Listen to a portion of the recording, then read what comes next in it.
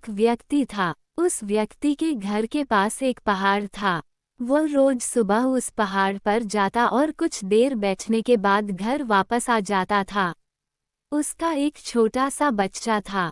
एक दिन वह भी जिद करने लगा, पापा मैं भी आपके साथ जाऊंगा। वो व्यक्ति अपने बेटे को समझाने लगा, बेटा तुम वहां नहीं जा सकते हो, रास्ता बहुत जटिल है। उसका बेटा नहीं माना, जिद करके पिताजी के साथ चला गया। पिताजी सभी रास्ते को अच्छी तरह से जानते थे।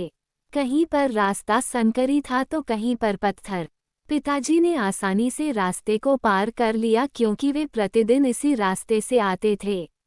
उसके बेटे का ध्यान कहीं और था, जिसकी वजह से वह एक पत्थर से टकरा गया।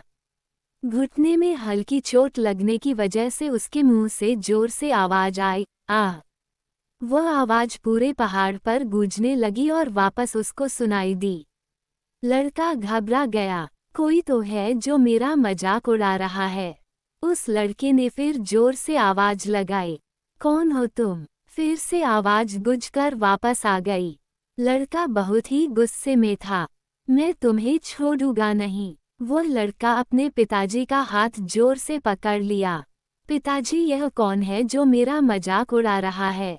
पिताजी समझ गए थे कि इसके मन में क्या चल रहा है। पिताजी जोर से कहते हैं, मैं तुमसे बहुत प्यार करता हूँ। लड़का आश्चर्यचकित हो गया, यह क्या हो रहा है? वे कहते हैं कि वह हमसे प्यार करते हैं।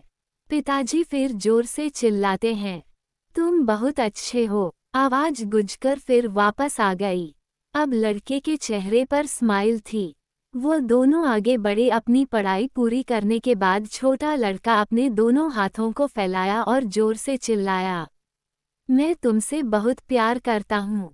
दोस्तों, हम जो भी कहते हैं वह सब लौटकर हमारे पास ही आते हैं। यदि बुरा बोलेंगे तो बुरा ही होगा, यदि हम अच्छे शब्दों का प्रयोग करें तो सब कुछ अच्छा ही होगा।